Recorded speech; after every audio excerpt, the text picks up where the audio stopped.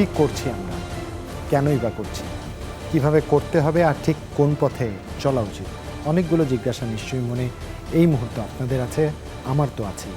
কারণ দেশে যে রেকর্ডটা আজ হয়েছে, সেই বাস্তবতা যদি একটু নিজেদের সাথে মিলিয়ে দেখবার চেষ্টা করে, যে প্রায় 250টি পরিবার তাদের স্বজন হারিয়েছেন, সংখ্যার হিসাবে বলতে গেলে 247 জন।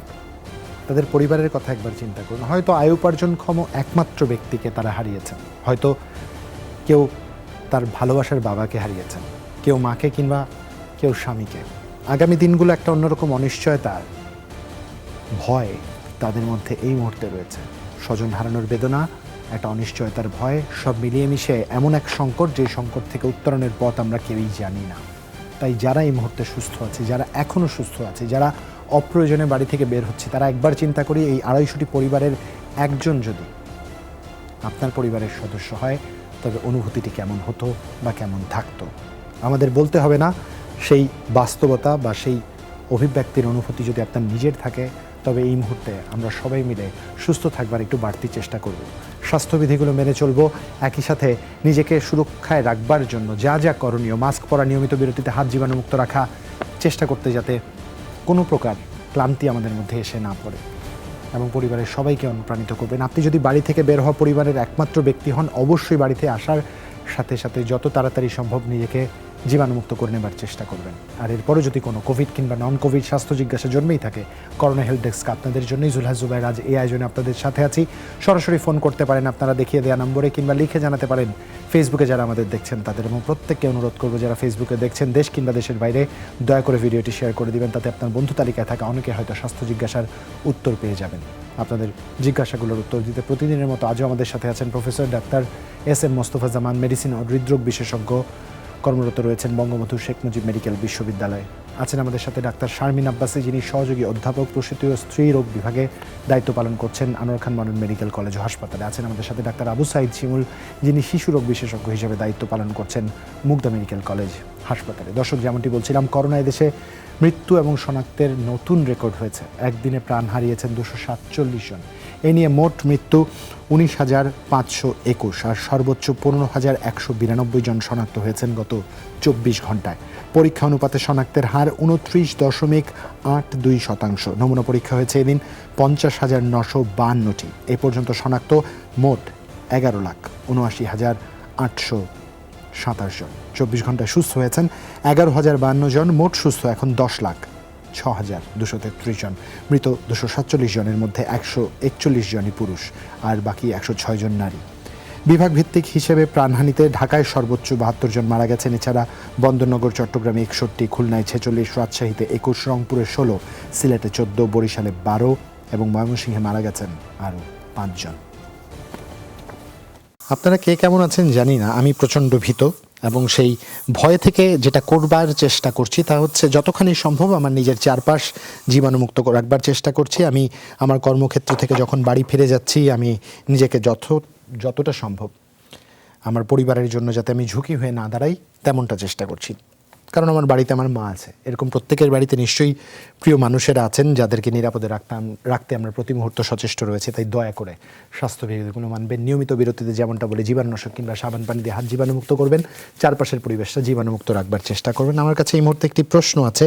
ইলিয়াস প্রশ্ন করেছেন তার ভাইয়ের জন্য, যার বয়স 30, তার কিছুদিন আগে গলব্লাডার অপারেশন হয়েছে, পুরোটা গলব্লাডার রিমুভও করা হয়েছে, এবং তার পিঠে এখন প্রচণ্ড ব্যথা আছে। ব্যথাটা পিঠের মেরুদণ্ড বরাবর, 2 পায়ের নিচের মাংসপেশি এবং হাঁটুতে অনেক ব্যথা অনুভূত হচ্ছে। দিনে 5 থেকে 6 বার তার বমি হচ্ছে। তার বডি টেম্পারেচার 95-96। এটা কোনো সমস্যা কিনা জানতে চেয়েছেন। একই সাথে তিনি কোভিড পজিটিভ এমনটা আমাদের মেনশন করেছেন, আর বেশ কিছু ওষুধের উল্লেখ আমাদের করেছেন। প্রফেসর মোস্তফা জামান, আপনার সাথে সেই ওষুধগুলো শেয়ার করা হয়েছে, যদি কোনো সাজেশন এবং সমাধান থাকে। জি, ধন্যবাদ। আসলে যে প্রশ্নটি করেছেন, আমরা দেখছি যে আমরা চারিদিকে যে তথ্য দিচ্ছেন কোভিডের, যে সত্যি আমাদেরকে আতঙ্কিত করছে। তবে আমরা বলবো, যেভাবেই হোক এই পরিস্থিতিতে আমাদের সবাইকে শান্ত থেকে পরিস্থিতি মোকাবেলার জন্য সবাইকে স্বাস্থ্যবিধি মেনে চলতে হবে। তার সাথে যে প্রশ্নটি করেছেন, তার যে সমস্যাটি বললেন একসাথে কোভিডের সাথে কিন্তু জ্বর হয়, অনেক সময় দেখা যায় যে আমরা যে বমির কথা বললেন সেটিও হতে পারে। আবার কোভিড ছাড়ার অন্য কারণেও কিন্তু এরকম সমস্যা হতে পারে। তবে তাপমাত্রা যে বিষয়টি তিনি উল্লেখ করেছেন, সাধারণত এই তাপমাত্রা কিন্তু আমরা জ্বর বলি না। আমাদের দেহের স্বাভাবিক তাপমাত্রা যদি বলি ফারেনহাইট স্কেলে আমরা বলি স্বাভাবিক তাপমাত্রা ৯৮.৬ ডিগ্রি ফারেনহাইট, আর সেলসিয়াস তাপ আমরা যদি প্রকাশ করি ৩৭ ডিগ্রি। সুতরাং তিনি যে বলছেন আসলে ৯৫-৯৬ সেটি কিন্তু স্বাভাবিক তাপমাত্রার নিচে, সুতরাং সেটি জ্বরের মধ্যে পড়বে না। তো আমরা যেকোনো কারণেই হোক, যেহেতু বমি হচ্ছে, আমরা এই অবস্থায় ধরে নিচ্ছি যে কোভিডের সাথে সম্পর্ক থাকতে পারে, নাও থাকতে পারে। আমরা একটু এই অবস্থা যেটি করব যে যাতে ইলেকট্রন বেশি যদি বমি হয় সেক্ষেত্রে কারণ খুঁজতে হবে যে তার পেটে অন্য কোনো সমস্যা আছে কিনা। একটু স্যালাইন খেতে পারেন, তবে বমি অবস্থায় আমরা স্যালাইনটা দিই না, একটু পরে দিতে পারি। আরেকটি বিষয়, যদি বেশি বমি হয় আমরা একটি সিরাম ইলেক্ট্রোলাইটস এই পরীক্ষাটি করে থাকি যে তাতে করে লবণ পানির তারতম্য হলো কিনা।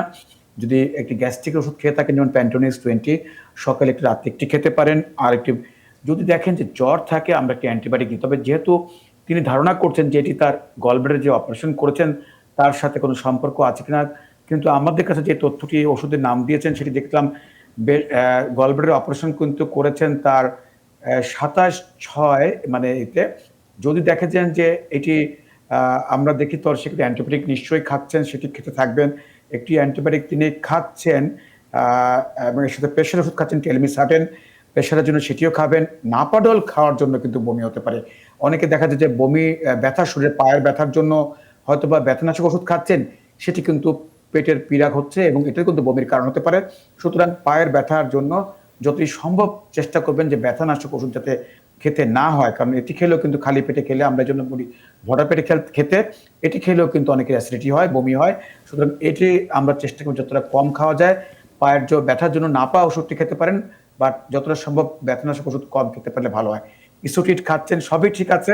আমি মনে করেন যে একটি অ্যান্টিবায়োটিক তিনি সেবন করতে পারেন, ট্যাবলেট ক্লাবুসেপ ৫০০ মিলিগ্রাম সকালে একটু রাতে একটি, এটি আগামী ৭ দিন খাবেন, একটু ফলো আপে থাকবেন।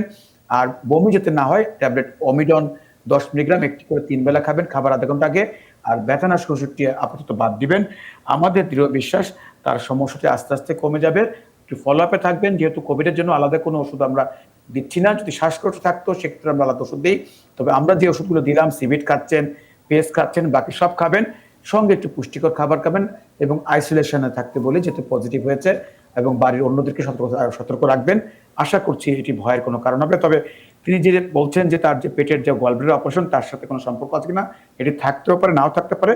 একটু ফলো আপে থাকুন। আমাদের বিশ্বাস বমি যদি কমে যায় আপনি ভয়ের কারণটি কমে যাবে আপনার জন্য। ধন্যবাদ প্রফেসর মোস্তফা জামান। ডাক্তার শারমিন আব্বাসী, গতকাল একটি গুরুত্বপূর্ণ প্রশ্ন করতে চেয়েছিলাম। অন্তঃসত্ত্বা মায়েরা অনেকেই ডায়াবেটিস ডায়াগনোস হচ্ছেন, ডায়াবেটিস দ্বারা ব্লাড প্রেশার তাদের পাওয়া যাচ্ছে, একই সাথে কোভিড আক্রান্ত হয়ে ৩০ থেকে ৩৩ সপ্তাহ যারা অন্তঃসত্ত্বা, এরকম প্রচুর মায়েরা এই মুহূর্তে হাসপাতালে যাচ্ছেন, তাদের ম্যানেজমেন্টটা কি করছেন, তাদের কিভাবে সুরক্ষা দিচ্ছেন বা তাদের কিভাবে পরিচর্যাটা করা হচ্ছে, এটা একটু আপনার কাছ থেকে বিস্তারিত জানতে চাই। তবে তার আগে আরও একজন দর্শক আছেন আমাদের সাথে ফোনে, আমরা ফোনটা নিতেও আগ্রহী। দর্শক, আপনার নাম, বয়স এবং কোথা থেকে ফোন দিয়েছেন জানিয়ে প্রশ্ন করুন।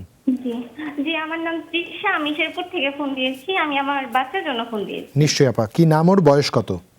জি, নাম হচ্ছে রাহিয়া, বয়স 2 বছর 4 মাস। জি, কি হয়েছে রাহিয়ার? জি স্যার, আজকে হঠাৎ করে এই রাত 9টার দিকে সে পড়ে গেছিল, ফ্লোরে পানি ছিল, ওখানে পড়ে গিয়ে মাথার পিছনের অংশটা ফুলে গেছে। জি, এখন স্যার কান্নাকাটি করছে তখন, কিন্তু এমনিতে কোনো মানে বমি করেনি আর কোনো অস্বাভাবিকতাও নেই, খেলাধুলা করতেছে। এখন কি স্যার এটা কি কোনো ভয়ের কারণ আর কোনো ওষুধ খাওয়াতে হবে কিনা? আচ্ছা, একটা আমার তরফ থেকে অনুরোধ হচ্ছে আগামীতে ফ্লোরটা পিচ্ছিল বা ভেজা না রাখাটা ভালো, এটা আপনাদের প্রত্যেকের জন্য। আপনারা পড়ে গেলে কিন্তু বিশাল বড় একটা বিপদ হয়ে যাবে, পরিবারে মুরব্বী কেউ থাকলে পড়ে গেলে একটা বিশাল বিপদ হবে। ডাক্তার আবু সাইদ শিমুল, আপনি যদি আর কিছু জানবার না থাকে আমরা ডাক্তার শারমিন আব্বাসীর কাছ থেকে উত্তর নিয়ে আপনার কাছে আসতে চাই।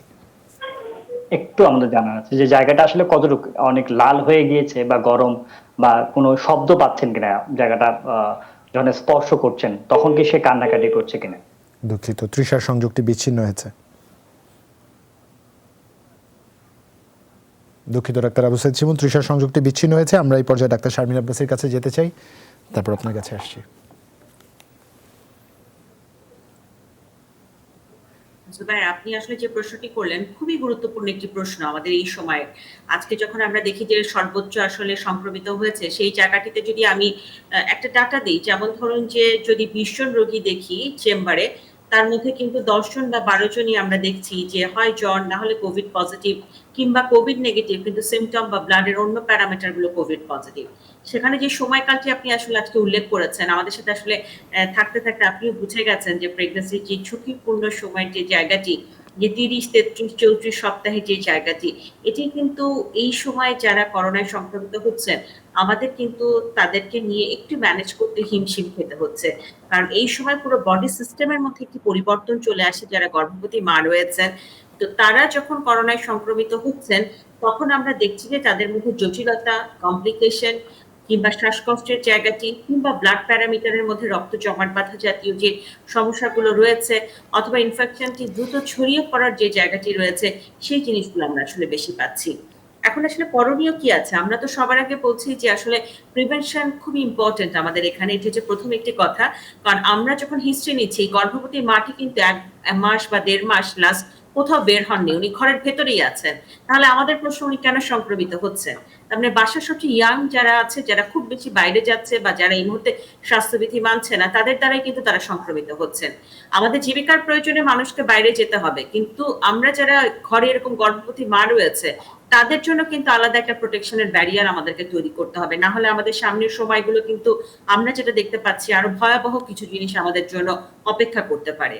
আরেকটি জায়গায় যেটি অধ্যাপক মোস্তফা আজকে যুক্ত করেছেন, যে ভয় আমরা পাবো না।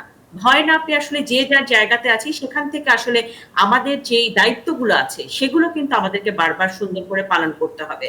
তার মধ্যে আমরা বলি যে ৩৩ সপ্তাহ যাদেরই হয়ে যাচ্ছে, আপনারা কোথায় ডেলিভারি করাবেন, করোনায় সংক্রমিত হলে আপনারা কোন হাসপাতালে যাবেন, কে আপনাদেরকে হেল্প করবে, কে অ্যাটেন্ডেন্ট হবে, কোথা থেকে টাকা আসবে, কিংবা আইসিইউর প্রয়োজন যদি হয়, সেই আইসিইউ নাম্বারগুলো বা জানাগুলো আপনাদের আছে কিনা, এই জায়গাগুলো আপনাদের তৈরি রাখতে হবে। এবং এর মধ্যে একটা বড় গ্রুপ আপনি উল্লেখ করেছেন, যে আমরা দেখছি ডায়াবেটিস কন্ট্রোল করতে পারছে না যারা বাসায় আছে, অনেকের দুশ্চিন্তার কারণে, অনেকের রাতে ঘুম হচ্ছে না, এবং অনেকের প্রেশার কিন্তু শুট করছে। 140/90 উপরে আমরা অনেক রোগী পাচ্ছি যাদের এই মুহূর্তে প্রেশার আছে, যারা হয়তো কোভিড না, কিন্তু টেনশন করছেন যে আমি কোন সময় সংক্রমিত হই। তো সেই জায়গায় আমি আরো একবার বলতে চাই, আসলে ভয় পাওয়ার এখানে কিছু নেই।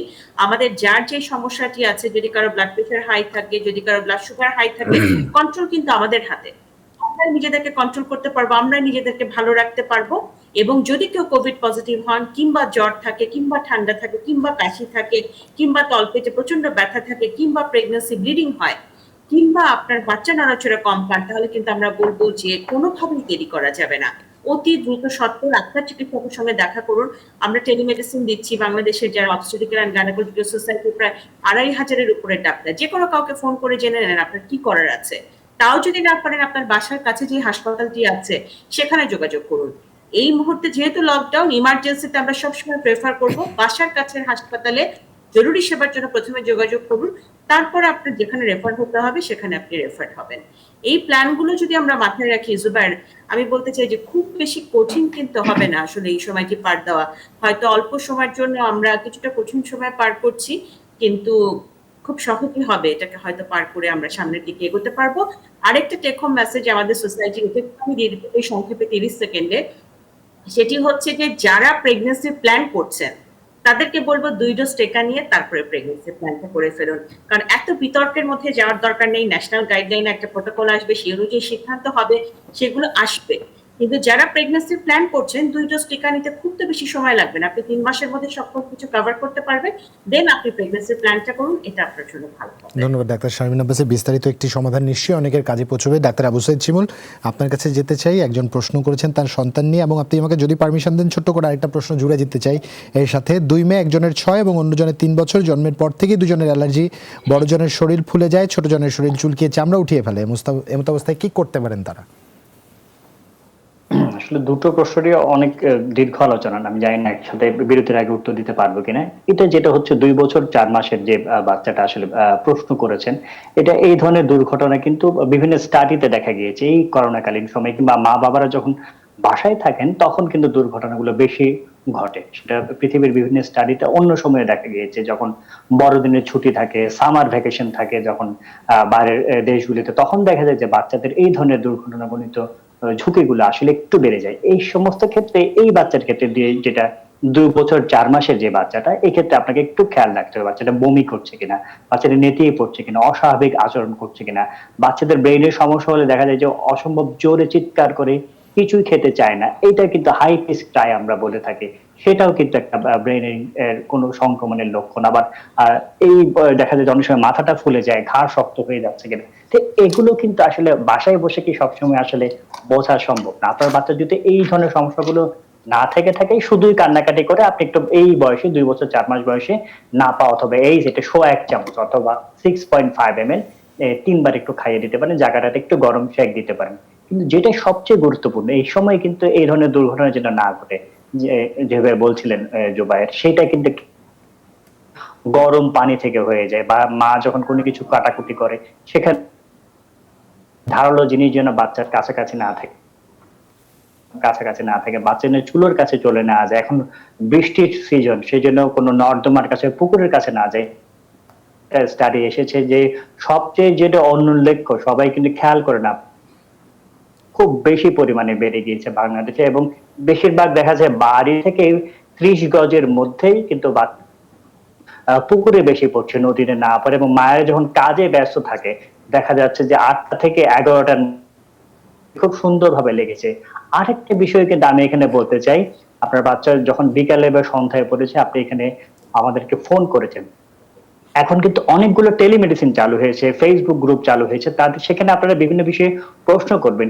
কিন্তু কিছু কিছু ক্ষেত্রে কিন্তু আপনাকে অবশ্যই হাসপাতালে পড়ে যায়, যদি পুড়ে যায়, যদি সাপে কামড়ায়, যদি পিঁপড়ে আমরা বলি কুকুরে কামড় দেয়, যদি কোনো কিছু হঠাৎ করে কেটে যায়, যদি কিছু খেয়ে ফেলে, যদি বাচ্চার খুব শ্বাসকষ্ট হয়, বাচ্চার যদি খিঁচুনি হয়, বাচ্চা যদি অনবরত বমি করে দেয়, নেটিয়ে পড়ে, অজ্ঞান হয়ে যায়, সেই সব ক্ষেত্রে কখনোই কোনো টেলিমেডিসিন, কোনো ফেসবুক গ্রুপ, কোনো এই ধরনের অনুষ্ঠানের সাথে আসলে অপেক্ষা না করে যত দ্রুত সম্ভব, কিছু কিছু ক্ষেত্রে কিন্তু আপনাকে অবশ্যই নিকটস্থ হাসপাতালে গিয়ে চিকিৎসকের সামনাসামনি দেখা প্রয়োজন। কারণ সামান্য একটু অসচেতনতা, সামান্য আপনি একটা করোনার ভয় বা অন্য কোনো ভয়ের জন্য কিন্তু বড় ধরনের বিপদ, মৃত্যু ঝুঁকিও কিন্তু এইসব ক্ষেত্রে হতে পারে। সুতরাং আপনাদের সকলের প্রতি বিনীত অনুরোধ, এই ধরনের ইমার্জেন্সি সিচুয়েশনে অবশ্যই আপনি স্বাস্থ্যবিধি মেনে নিকটবর্তী হাসপাতালে যাবেন। তাহলে শুধু বড় ছোট সকলের জন্য আসলে মঙ্গল বয়ে আনবে। ধন্যবাদ আপনাকে ডাক্তার আবু সাঈদ শিমুল। পরবর্তী প্রশ্নটির উত্তর আমরা বিরতি থেকে ফিরে এসে নিয়ে নেবার চেষ্টা করব। দর্শক, ছোট একটা বিরতি নিচ্ছি, ফিরছি এক্ষুনি, সাথেই থাকুন।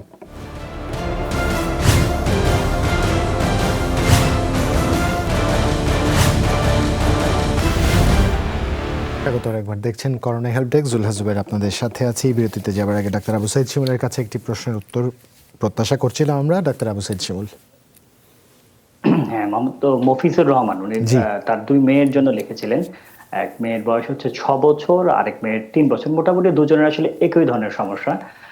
এই ধরনের সমস্যা আসলে অ্যালার্জি জনিত সমস্যা আমরা এই অনুষ্ঠানে আমি অধ্যাপক মোস্তফা জামান, একটা শারমিন আব্বাসী প্রতিদিন দিচ্ছি, কিন্তু নিয়মগুলো যারা আমাদের অনুষ্ঠান নিয়মিত দেখছেন তারা নিশ্চয়ই জেনে গিয়েছেন যে কি কি জিনিস থেকে আসলে বিরত থাকা উচিত, কি কি খাবার থেকে দূরে রাখতে হবে, সেগুলো আপনি একটু মেনে চলবেন।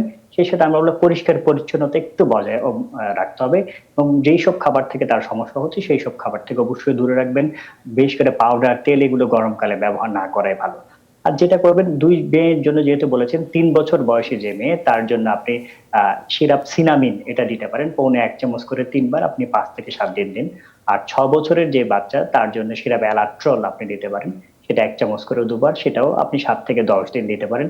কিন্তু যদি এগুলো দেখা যায় বারবার হচ্ছে, বারবার সমস্যাটা তৈরি হচ্ছে, সেসব ক্ষেত্রে কিছু কিছু ওষুধ আমরা খুব লং টাইম দিয়ে থাকি। সেক্ষেত্রে আপনি টোফেন, এই সিরাপটা 3 বছরের বাচ্চার জন্য পৌনে 1 চামচ করে 2 বার আপনি 3 থেকে 4 মাসে একটু দিবেন। আর যেটা 6 বছরের যে বাচ্চাটা রয়েছে, তার জন্য 1 চামচ করে 2 বার, সেটাও 4 থেকে 5 মাসে একটু দিবেন। আর অনেক সময় আপনি বলেছেন যে চুলকে চামড়া উঠেই ফেলছে, যদি চামড়াটা এমন হয়ে যায় যে রক্ত দেখা যাচ্ছে, তাহলে এই মুহূর্তে শুকানো পর্যন্ত অপেক্ষা করুন। কিন্তু যদি এমন হয় যে না, চামড়া এমনিতেই চুলকাচ্ছে, সেক্ষেত্রে আপনি টপিকট এই ক্রিমটা একটু দিতে পারেন, দিনে 2 বার করে আপনি 5 থেকে 7 দিন দিন, তাহলে ওই জায়গাটা একটু সে উপকার পাবে। আর যে ওষুধগুলো বললাম, কিছু ওষুধ এখন গ্রহণ করবেন, আর কিছু ওষুধ পরবর্তী না হওয়ার জন্য। নিয়মগুলো পালন করা কিন্তু জরুরি। সুতরাং কোন কোন খাবার এবং পরিষ্কার পরিচ্ছন্ন একটু যদি মেনে চলেন, আপনার 2 মেয়ে ইনশাল্লাহ পুরোপুরি ভালো হয়ে যাবে। অসংখ্য ধন্যবাদ ডাক্তার আবু সাঈদ শিমুল আপনাকে। এই পর্যায়ে একটু প্রফেসর মোস্তফা জামানের কাছে যেতে চাই। জান্নাত প্রশ্ন করেছেন, সামানিয়া জান্নাত প্রশ্ন করেছেন, যার জন্য তার বয়স 40, হৃদরোগ আছে। গত 13ই জুন এনজিওগ্রাম করতে গিয়ে করোনা টেস্ট করা হয়, রেজাল্টে পজিটিভ আসায় আর এনজিওগ্রাম করা হয়নি। সে থেকে এ পর্যন্ত 3বার টেস্ট করা হয়েছে, প্রতিবারই করোনা পজিটিভ, কিন্তু কোনো উপসর্গ নেই। ডায়াবেটিস নিয়ন্ত্রণে আছে। বর্তমানে রিভারক্স, জিঙ্ক বি, ডিক্যাপ, ডক্সাসিল, মোনাস, সিভিট, সেফ3 ওষুধ খাচ্ছেন। এখন আর কি করণীয় আছে প্রফেসর মোস্তফা জামান? ধন্যবাদ জুবায়ের। আসলে আমরা কিন্তু এরকম সমস্যা সবসময় ফেস করছি, বিশেষ করে এইবার ঈদের আগে শেষ কর্মদিবসে আমরা 5 জন রোগী যখন অ্যানজিওপ্লাস্টির জন্য সিলেকশন করি, দেখা যায় তার মধ্যে কিন্তু 3 জনকে আমাদের বাদ দিতে হয়েছে। তারা কিন্তু কোনো উপসর্গ ছিল না, কিন্তু রুটিন যে চেক আপ করেছি তাতে কোভিড টেস্ট পজিটিভ আসে, তাদেরকে আমাদের বাদ দিতে হয়েছে। এরকম আমাদের অনেক রোগী ইতিপূর্বে যাদেরকে আমরা কোভিড টেস্ট পজিটিভ আসার জন্য তাদের কোনো উপসর্গ ছিল না, তাদেরকে আমরা কিন্তু পরবর্তীতে কারো কারো ক্ষেত্রে 2 সপ্তাহ পরে, কারো কারো ক্ষেত্রে 3 সপ্তাহ, কারো কারো ক্ষেত্রে 1 মাস পরে করেছি আমরা অ্যানজিওগ্রাম বা অ্যানজিওপ্লাস্টি। তো আমরা জানি কি আসলে এরকম এই উত্তরটি একটু সহজ করে দেওয়া যায়। আবার যদি বিস্তারিত জানতে চান একটি বিষয়কে, আমরা জানেন যে 72 বছর বয়সী ইংল্যান্ডে একজন ভদ্রলোকের টানা 10 মাসে 43 বার পজিটিভ হয়েছিল এবং তার ক্ষেত্রে কিন্তু করোনা সক্রিয় ছিল। তো আমরা তার যে পারসিস্টেন্ট, এটা কি পজিটিভ নাকি রিকারেন্ট হচ্ছে সেটি কিন্তু খুব ইম্পর্টেন্ট। অর্থাৎ ভাইরাসটি শরীরে সক্রিয় আছে নাকি তার এটি ডেড ভাইরাসের জন্য তার পজিটিভ আসছে, সেটিও কিন্তু হতে পারে। মোট কথা তার যদি যেহেতু উপসর্গ নেই, আমরা ধরে নিচ্ছি যে তার হয়তো ভালো লক্ষণ আছে। সেক্ষেত্রে তিনি 3 বার করেছেন, বারবার করার প্রয়োজন নেই। আমরা বলবো কয়েকটা দিন গ্যাপ, যে আমাদের দেশে যেহেতু ওরকম ভাবে সক্রিয়তা পরীক্ষা করার জন্য আমরা সবসময় টেস্টগুলো করি না, শুধুমাত্র একাডেমিক ইন্টারেস্টে আমরা সেই ধরনের পরীক্ষাগুলো করে থাকি।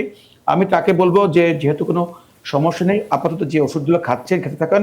আমাদের অনেক রোগী এরকম আছে, অ্যাটলিস্ট 1 মাস বা 1.5 মাস পরে আপনারা আবার আসুন, পরীক্ষা করুন। যেহেতু ওষুধ খাচ্ছেন, ভয়ের কোনো কারণ নেই। তবে যদি আপনার হার্টের বড় কোনো সমস্যা থেকে থাকে এই মুহূর্তে, যে ওষুধ খাবার পরেও আপনার দেখেন বুকের চাপ যাচ্ছে না, ভার যাচ্ছে না, সেক্ষেত্রে ট্যাবলেট নাইট্রোকার 2.6 61 সকাল 9টায় বিকেল 4টায় আপনার যে ওষুধগুলো খাচ্ছেন তার সাথে যুক্ত করবেন, এবং তার সাথে একটি কোলেস্ট্রল কমানোর যে ওষুধটা আমরা ব্যবহার করি সেটির সঙ্গে যুক্ত করবেন, যেমন রসুবার 10 মিলিগ্রাম। তাহলে আপনি আরেকটু নিরাপদ থাকবেন।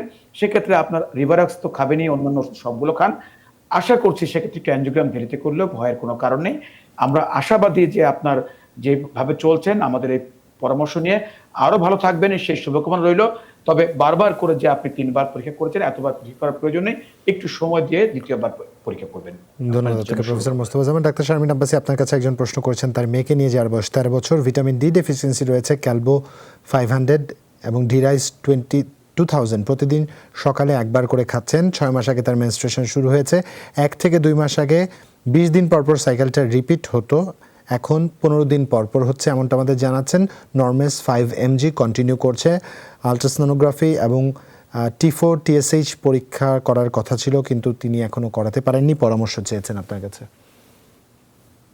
আমরা বলি যে ইনিশিয়ালি আসলে মিনিস্ট্রেশন ডেভেলপ করলে প্রথম বছরের পরেও 1 বছর বা 2 বছর এরকম ইরেগুলার হতে পারে, কিন্তু আমাদের যে কিশোরী মেয়েটির 15 দিন পর পর মিনিস্ট্রেশন হচ্ছে, এটিকে আসলে নর্মাল নিতে পারবো না আমরা, কারণ সে উইক হয়ে যাবে, তার দেখা যাবে রক্ত স্বল্পতা দেখা দিয়েছে, এবং এটি তো সত্যিকার অর্থেই যে তার যে একটা কোয়ালিটি অফ দ্য লাইফ সেটাকেও কিছুটা হলে বাধাগ্রস্ত করে।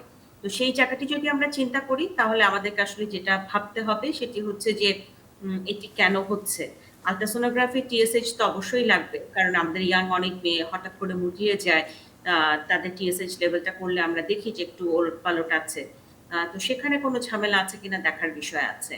আর নরমেস খাচ্ছে, নরমেস যখন খাবে তখন তো আসলে ব্লিডিং বন্ধ থাকার কথা, কিন্তু এটি আসলে খুব যে লম্বা সময় খেতে পারবে ইয়াং একটা মেয়ে তা নয়। তো আমার কাছে মনে হয়েছে লকডাউনটি উঠে গেলে আমাদেরকে দ্রুত ইভালুয়েশনে যেতে হবে।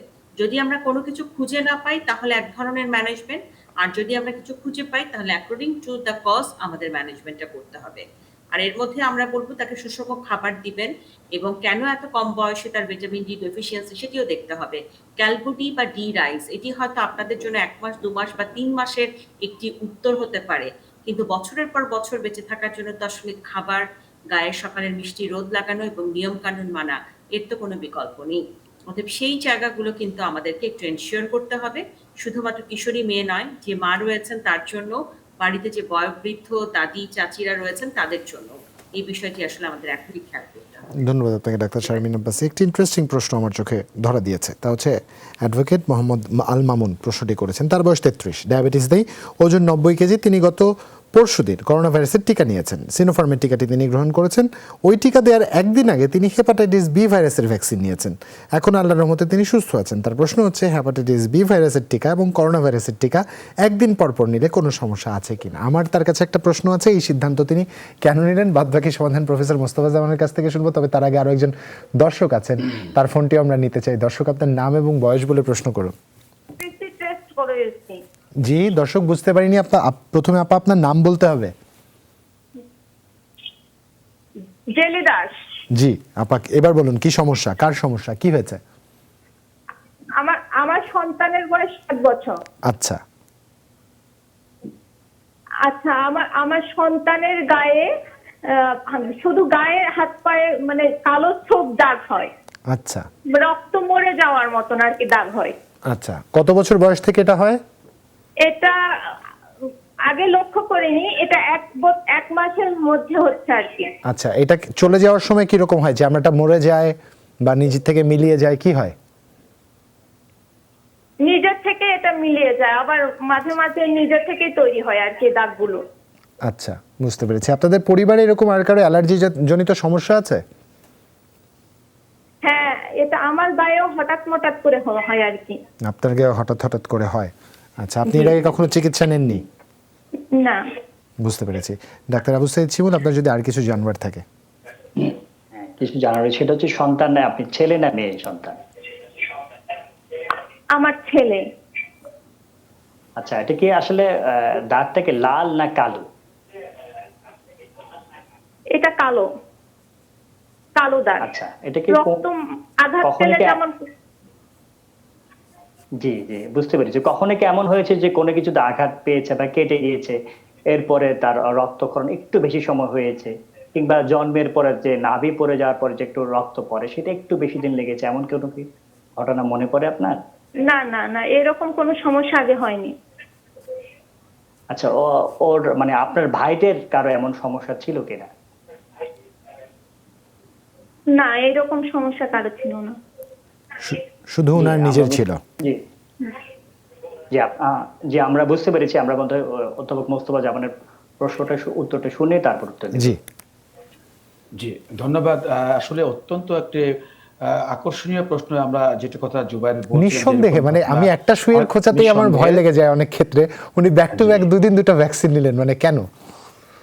জি, একটি হলো যে ওজন, যেটি বলেছেন ওজন কমাতে হবে। আর যে কথা হচ্ছে, আমরা যেমন ধরেন যারা লিভার রোগে ইতিমধ্যে আক্রান্ত, যেমন কারো ক্ষেত্রে সেটা ভাইরাল হোক বা নন ভাইরাল হোক, যাদের লিভার রোগ আছে তারা কিন্তু তাদেরকে ভ্যাকসিনের জন্য আমরা রিকমেন্ডেশন দিচ্ছি, সারা বিশ্বব্যাপী দিচ্ছি। সুতরাং এটি কিন্তু একটি উল্লেখযোগ্য যে যাদের ইতিমধ্যে ক্রনিক লিভার ডিজিজে ভুগছেন তাদের কিন্তু আমরা ভ্যাকসিন দিচ্ছি। এবং আমরা জানেন যে যাদের হেপাটাইটিস বি ভাইরাস পজিটিভ থাকে, আগে ভ্যাকসিন দেবার আগে আমরা টেস্ট করে নিই, যদি পজিটিভ থাকে সেক্ষেত্রে আমরা তাদের ভ্যাকসিন দিই না। নিশ্চয়ই তিনি আগে হয়তো পরীক্ষা করে নিয়েছেন যে হেপাটাইটিস বি ভাইরাস তার পজিটিভ কিনা।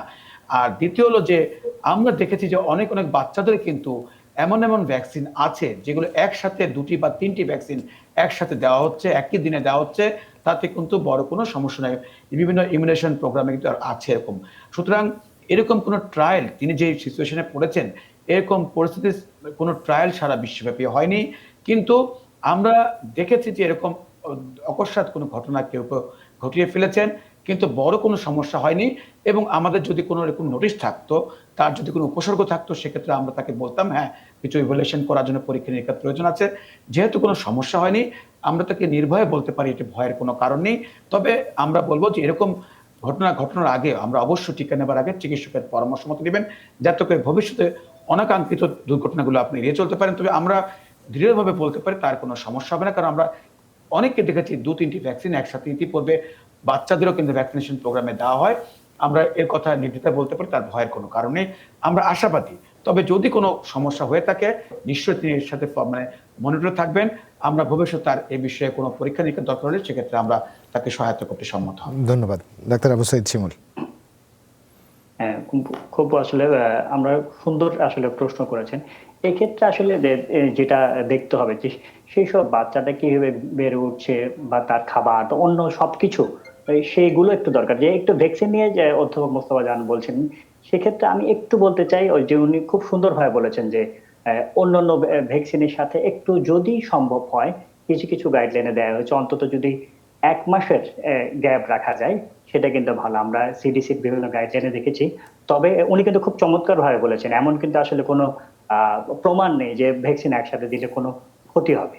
আচ্ছা, এই যে বাচ্চার জন্য উনি প্রশ্ন করেছেন, একটু জুবায়ের আমাকে যদি আরেকবার ওনার বয়স আর প্রশ্নটা একটু মনে করে দিতেন। ছেলের বয়স 8 বছর। উনি বলেছেন ছেলের গায়ে কালো কালো ছোপ ছোপ পড়ে যায়, যেটা আবার নিচ থেকে মিলিয়ে যায়। চুলকানির কথা তিনি মেনশন করেননি এবং তারও এই সমস্যার কথা তিনি বলেছেন।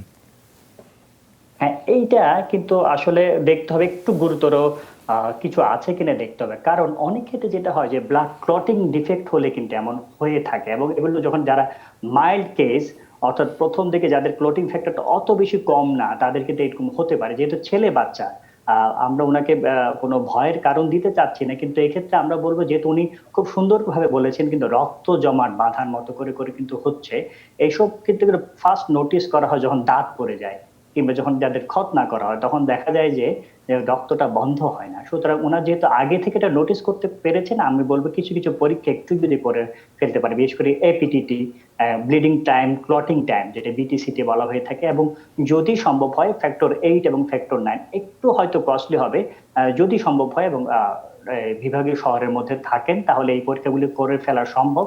এগুলো করে ফেললে যেটা হবে, সামনে ভবিষ্যতে কিন্তু গুরুতর কোনো সমস্যা থেকে কিন্তু বেঁচে যাবেন। কারণ আমরা অনেক সময় দেখেছি খতনা হচ্ছে, ব্লিডিং হচ্ছে তো হচ্ছে, বন্ধ হচ্ছে না, কিংবা দাঁত পড়ে গিয়েছে বন্ধ হচ্ছে না, কিংবা জরুরি কোনো অপারেশন হচ্ছে বন্ধ হচ্ছে না। সুতরাং এই পরীক্ষাগুলো যদি করে আমাদের সাথে আসলে যোগাযোগ করেন, আমরা নিশ্চিতভাবে আপনাকে পুরোপুরি সমাধান দিতে পারবো। আপনি তো বলেইছেন যে আসলে চুলকানি হচ্ছে না, এখন যেটা করবেন, এই সমস্ত শিশুদেরকে আমরা বলি যে আঘাত পায় এই ধরনের খেলা থেকে একটু বিরত রাখতে, অর্থাৎ খুব দৌড়াদৌড়ি লাফালাফি করবে না, বাইরের খেলাধুলা থেকে কিছুদিন বিরত রাখবেন। আর যখন পরীক্ষা করে যদি নিশ্চিত হয়ে যান যে সেসব পরীক্ষা আসলে সেসব রোগ নেই, তাহলে আপনি নিশ্চিন্ত হয়ে গেলেন। সুতরাং এই মধ্যবর্তী সময়টাতে আপনি অবশ্যই সেই জন্য আঘাত না পায়, কোনো কিছু কেটে না যায়, সেটা সম্পর্কে একটু সাবধান থাকবেন। আর পরীক্ষাগুলো করে যদি আমাদের সাথে আসলে যোগাযোগ করতে পারেন, তাহলে আমরা নিশ্চিতভাবে আপনাকে সমাধান দিই। এটা কিন্তু সমাধানযোগ্য এবং পুরোপুরি নিরাময়যোগ্য রোগ। সুতরাং এটা নিয়ে আপনি টেনশন করবেন না যে বাচ্চার গুরুতর কিছু হয়ে গেল কিনা। আপনার বাচ্চার জন্য শুভকামনা। ধন্যবাদ ডাক্তার আবু সাঈদ শিমুলের সাথে। দর্শক, একটা বিরতি নিচ্ছি, আমরা ফিরছি এক্ষুনি, সাথেই থাকুন।